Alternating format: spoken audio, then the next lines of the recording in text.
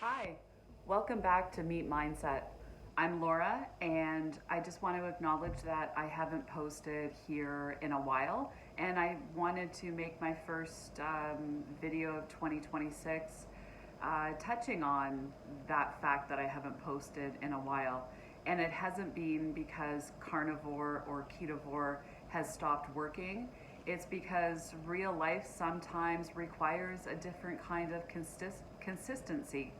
So in this video, I'm going to share why I'm still carnivore in January 2026, what's changed for me, what hasn't, and most importantly, what actually matters if you're a woman trying to heal, lose weight without burning yourself out, because most of us have a lot of other facets and things going on in life. So if you're coming back to carnivore, or if this is a New Year's resolution and you're thinking about starting carnivore or starting it again if you fell off the wagon over the holidays, and if you've been doing this a long time, I'm sure you're going to resonate with a lot of what I'm going to share in this video. So first, if you're new here, I talk about carnivore. I share some recipes, some day in the life eating through a really real lens. And it's typically my content is really for anyone, but it seems like especially women are interested in the content that I provide. So doing carnivore for me is never about being extreme. It's not about always being perfect. And it's not about, eating sticks of butter, or if you don't just eat ribeye, you have failed. It's about focusing on what actually works long term as a lifestyle choice, acknowledging that we're all managing stress at certain ages and stages, especially for women. We are managing hormones, menopause or perimenopause, and also it's just about being human, right? So if you've been here for a while, I want to thank you for subscribing and sticking around with me and my journey.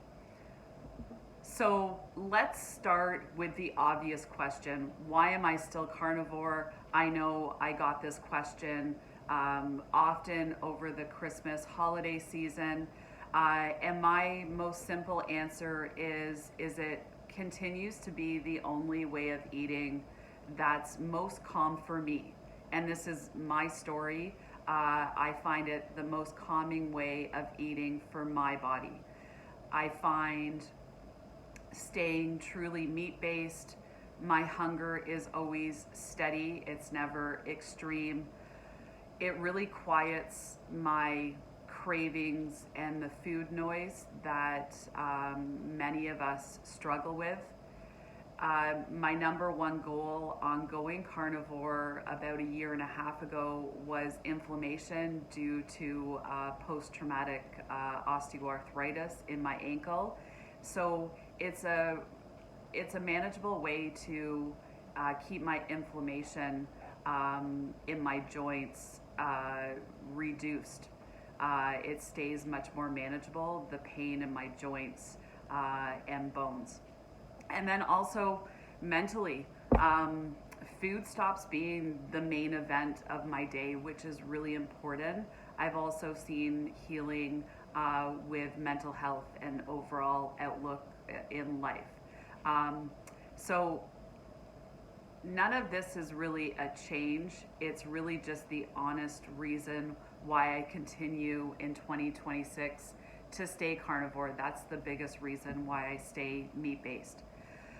So what has changed in the last year and a half for me is how rigid individuals can be about eating carnivore. I have made a New Year's resolution of stopping the chase to perfection. I think that can weigh heavy on all of us. I don't track every macro, every gram. I don't panic if I don't have an ideal day. However, most of my days are quite ideal. I've learned that my body responds better long term to consistency rather than intensity. We don't want to stress our body out, so let's focus on calm and consistent versus intense and rushed. I've changed my thought on fat. I use fat when I need it, but right now I'm getting in tune with really listening to what my body needs. And that shift, that mental shift, has really made carnivore easier and more effective for me, especially when you're eating, this is your lifestyle, and you're going out to social activities and events while still staying very meat based.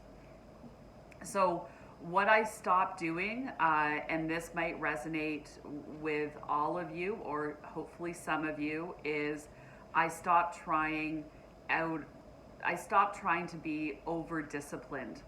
I stopped under eating and calling it willpower when I was trying to undereat. I stopped fasting when my body was clearly asking for nourishment. So it's getting to the point, which I have finally gotten to after a year and a half of carnivore, of truly understanding what hunger is and what your body needs when you're actually hungry. Take a moment and ask yourself, if you're eating, the standard American, standard Canadian diet, what does hunger actually feel like? And that's a question, not many of us can actually answer. So if you're starting carnivore again, or meat-based, keto, low carb even, or even thinking about it, I know it's this time of year, a lot of individuals are looking at changing their health. I want all of you to hear this.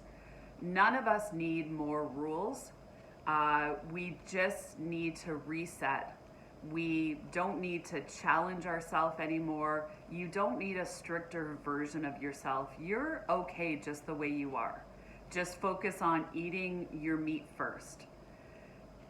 You always need enough food. So many women undernourish themselves, so you need enough food, and that means you need enough protein.